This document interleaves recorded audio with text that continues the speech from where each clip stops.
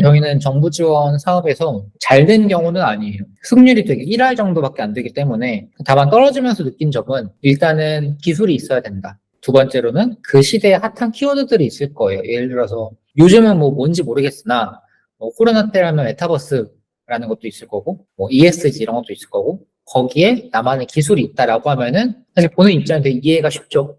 메타버스 기술 스타트업은 되게 이해가 쉬우니까 본인만의 기술이 있으면 좋고 동시에 그 시대의 핫한 키워드를 녹여낼 수 있으면 좋고입니다. 또 하나의 팁은 그 정부 지원 사업은 대부분 형식이 비슷합니다. 왜냐하면 뭐 창업진흥원, 뭐 콘텐츠진흥원 등등이 쓰는 문서가 서로가 서로를 참고해서 또 형식을 만들기 때문에 결과적으로 보면은 글로 치면은 서두만 다르고 본론은 사실상 형식이 다 비슷할 수밖에 없어요. 이 말인즉슨 내가 하나를 잘 만들어서 각 지원 프로그램이 원하는 방향으로 서두를 잘 바꿔서 쓰면은 상대적으로 효율적으로 작성이 가능하다. 정부 지원금은 대체로 테마가 정해져 있어요. 내가 약간 4차 산업혁명 관련된 키워드들, 그러니까 IT 기반의 서비스를 만든다고 했을 때 그 시장이 설득력이 있으면은 사실 대부분은 그 통과할 가능성이 높거든요.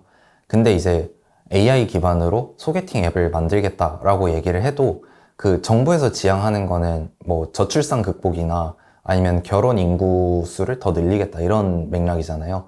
그런 맥락들을 잘 집어 넣어야 되는 것 같아요. 그래서 사람들이 그 예시를 들었을 때 소개팅 앱을 만들고 싶으시다면 이제 거시적으로 접근을 하는 거죠. 정부의 입장에서 그 사람들이 미혼 가정이 점점 더 늘어나고 있는데 미혼인 가정이 늘어나는 이유는 사실 어떻게 보면은 코로나 이후로 우리가 이제 만날 수 있는 공간들이 줄어들고 동아리가 없고 그러고 인적 교류하는 공간이 부족해서다.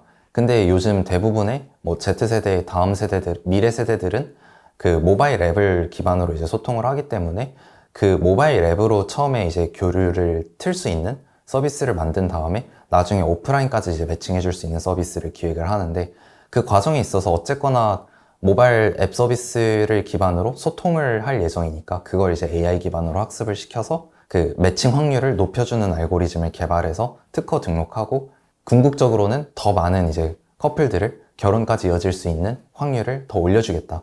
이런 식의 맥락으로 그 정부 지원 사업을 접근하면은 훨씬 더 그냥 단순히 AI 기반의 소개팅 앱 서비스를 기획하겠다보다는 더 약간 논리적으로 접근이 되는 것 같고요. 뭐 이건 당연하지만 그러고 사용처를 이제 설명을 드리면은 대체로 인건비도 인건비지만 인건비 집행하는 게 생각보다 까다롭거든요. 그러고 잡비 나가는 것도 정부 지원금으로는 거의 못해서 그래서 웬만해서는 지금 당장 필요한 현물이나 마케팅 비용에 좀 많이 그 투자를 하시는 거를 저는 처음에 시작한다고 했을 때는 그런 부분에서 시작하시는 거를 권장드리기는 합니다. 저희 같은 경우에는 지원 사업에 그렇게 적극적이지 않았고, 그리고 한 번 받아본 게 작게 있고, 그리고 한 번 떨어졌어가지고, 제가 막 팁을 드릴 수 있는 거는 이렇게 많지 않을 수 있어요. 근데 일단 경험담을 얘기하면, 언론지능재단에서 뉴스 스타트업을 위한 지원 사업을 한 적이 있어요. 이거는 저희가 됐고, 이후에 그 참여한 팀들 중에서 상을 좀 줘가지고, 저희가 이후에 또 지원금을 추가적으로 받은 게 있었거든요. 근데 이거는 저희가 받았어서 좋았던 것도 있지만 저는 이 경험으로 말씀드리고 싶은 건 내 업종에 딱 맞는 지원 사업이 올라올 때가 있어요. 그거는 해보세요. 왜냐면 그거는 사실 이미 예산이 투입이 돼 있고 이 프로젝트를 완수를 해야 되는 사업이기 때문에 누군가는 여기에 들어가야 돼요. 근데 우리가 하고 있는 업종이나 이 사업 자체는 약간 조금 마이너해. 근데 우리는 그걸 솔직히 잘 이용할 수 있는 곳이야. 근데 그러면은 그 기회를 못 갖는 게 진짜 오히려 좀 너무 아까운 일일 수가 있어요. 정말 나를 타겟팅하고 있는 것 같은 지원 사업이 있는지는 꼭 한번 살펴보시고 그런 거는 좀 바쁘더라도 조금 서류 작업이 있더라도 꼭 받아가지고 활용하시는 걸 추천드립니다.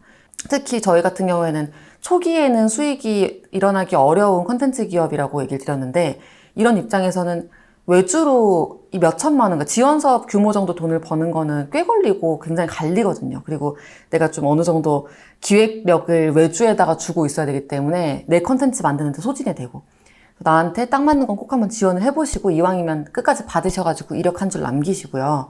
그거 말고 저희가 떨어졌던 거는 초창패, 초기 창업 패키지였었어요. 이거 같은 경우에는 예창패를 저희는 노리진 못했고 초창패를 넣었었는데 컨텐츠 기업이고 무형해 그리고 무료로 제공하는 서비스다 보니까 아무래도 스타트업 하면 딱 떠올리는 뭔가 플랫폼 바로 비즈니스가 B2B든 B2C든 일어나는 구조로 설명하기 애매한 구석이 있어가지고 이걸 바탕으로 그럼 추가적으로 뭐 금융 솔루션을 준다든지 재무 설계를 좀 해준다든지 아니면 뭐 용돈 앱을 만든다든지 이런 플랜이 있었으면은 가능했을 수도 있는데 나중에 저희가 이제 심사 끝나고 떨어진 이유를 담당하시는 분께 여쭤봤더니 좀 좋은 피드백을 주시더라고요. 그런 명확한 모델이 아직은 사례가 좀 안 보여서 주기 어려웠다. 근데 떨어지고 저는 피드백 받는 것도 좋았어요. 초창패 정도면 굉장히 좀 중요한 창업 지원 사업인데 이 사업 영역에서 그래도 우리를 1차까지는 봐줬고 그리고 2차까지 넘어가기 전에 어떤 지점에서 객관적인 시선으로 봤을 때 투자가 어려운 지점을 발견했는지를 알려주셨던 거거든요. 근데 나중에 진짜 현장에서 VC들 만나고 이러면 이런 좀 무해한 조언을 얻기가 어려울 수도 있어요.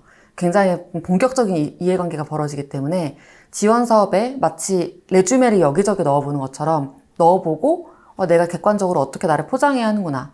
이런 쪽에 사업의 기회가 열려있고 또 정부의 돈이 좀 흐르는구나라는 걸 발견할 수 있는 경험이 될 수 있어서 일단 큰 사업 그리고 내 업종에 딱 맞는 사업 정도는 시도해보시는 걸 저는 추천드립니다. 정부 지원 사업에 따라 조금 성격이 다른 부분이 있는데 근데 완전 초기에 이제 청년들이 처음에 창업을 시작할 때 주는 정부 지원 사업들이 있어요. 뭐 생애 최초라든지 청년 창업 사관학교라든지 아니면 예비 창업 패키지 같은 완전 초기에 사업자도 설립하지 않은 이제 사업자들을 대상으로 한 정부 지원 사업 같은 경우에는 이 사람이 얼마나 간절하고 열심히 하는가를 많이 보는 것 같아요. 그러니까 사업의 내용도 물론 중요하지만 이 사람한테 돈을 줬을 때 그거를 사실 이 정부 지원 사업이 6개월 단위로 이루어지거든요. 6개월 동안 포기하지 않고 이제 끝까지 완수를 할 수 있느냐를 많이 보는 것 같은데 그런 것들을 볼 수 있는 방법이 사실은 그 20페이지, 30페이지에 달하는 지원서에 얼마나 거기에 정성을 들여 썼는가 서류를 부족한 실력임에도 예쁘게 만들려고 노력을 했는가가 지금 와서 돌아보면 그게 좀 중요한 심사 기준이었던 것 같아요. 사실은 이게 사업의 아이템이라든지 아니면 실력이라든지 이런 걸 보지 않고 간절함을 본다는 게 어떤 측면에서 뭐 웃긴 얘기긴 한데 그런 것들을 오래 해온 사람들 입장에서는 이걸로 뭐 돈을 벌려고 정부 지원 사업을 신청하거나 그냥 잠깐 좋은 아이템 생각나서 그냥 아무 생각 없이 신청하거나 이런 사람들보다는 이거에 대해서 조금 더 많이 고민을 하고 공을 들이는 사람들한테 좀 더 가산점을 주는 것 같다는 느낌을 많이 받았습니다. 이제 정부에서 대학들한테 위탁을 맡겨서 예비 창업 패키지라든지 초기 창업 패키지 그리고 청년 창업 사관학교 같은 걸 운영을 해요. 근데 아무래도 이게 사람이 운영하는 거다 보니까 거기에 이제 그것들을 주관하시는 교수님들하고 얼마나 관계를 잘 맺느냐가 심사 선정에서 도움을 많이 주기도 합니다. 저 같은 경우에도 연세대학교에서 물론 저는 그런 목적으로 간 건 아니지만 연세대학교의 이제 교수님한테 자문을 구하고 아직까지 좋은 관계를 유지하고 있는데 사실 사업에서 사람들한테 어떻게 예쁨을 받고 어떻게 신뢰를 얻느냐도 실력이기 때문에 진짜 내가 사업을 하고 싶은 마음이 있다면 그리고 꼭 내가 이 지원 사업에 합격해야 되겠다는 생각이 있다면은 그 지원을 하기 전에 먼저 그 학교에 있는 교수님들을 찾아뵙고 인사를 드리고 내가 가지고 있는 포부에 대해서 여러 번 설명을 하면서 레포를 쌓아놓고 그 다음에 지원을 하시는 거를 추천드립니다. 하나 더 말씀드리면은 어차피 이런 기관들 아까 말씀드렸던 대학들도 위탁을 받아서 하는 거예요. 그래서 이 대학들도 사실은 그 정부한테 심사를 받아서 이 다음번엔 예산을 얼마나 따올 수 있는지 그리고 이 사업을 계속 유지할 수 있는지를 심사를 받게 됩니다. 이러면은 정부에서 이제 이 대학 기관들이 얼마나 좋은 창업팀을 발굴했는지를 심사를 하는데 그 심사의 기준이 고용 창출하고 투자 실적하고 매출액이에요. 그 세 개가 사실은 제일 핵심적인 심사 기준인 경우가 많습니다. 뭐 아이템이 어쩌고 시장성이 어쩌고 이런 것도 물론 들어가겠지만 그런 거 다 필요 없이 이 사람들이 매출을 뭐 1,000만 원 내고 있다. 그리고 이게 끝날 때쯤에는 매출이 1억으로 뛸 거다. 이런 게 너무나 확실히 보이면은 사실은 그거는 뭐 발표를 아무리 못해도 뽑히는 경우도 있거든요. 그래서 그 세 가지 매출 창출, 고용 창출, 투자 유치 이 세 가지에 집중해서 지원 사업을 쓰면은 훨씬 더 합격할 수 있는 가능성이 올라갈 것입니다. 저 같은 경우에는 VC 도움을 받는 경우들이 있었어서 사실 벤처 캐피탈의 지인들, 담당자들이나 투자 담당자들이나 이런 사람들을 친해지면 그분들이 연계하고 있는 지원 사업들이 있어요. 그래서 예를 들면 팁스라던가 여러 가지 사업들이 있는데 이런 것들을 연계해서 받을 수 있는 기회들이 더 열리는 거 맞아서 네트워킹을 만약에 하실 수 있다면은 약간 VC나 투자자 쪽에서 네트워킹을 활발히 하시는 건 추천을 드리고 반대로 그냥 지원서 꿀팁이라고 하면은 사실 그 해마다 약간 유행하는 키워드들이 있어요. 그래서 그거 산업적으로 트렌드라던가 이런 것들을 좀 분석을 하면서 그걸 녹여내면은 좋아합니다. 그래서 그런 것들을 좀 녹여낼 수 있으면 좋지 않을까.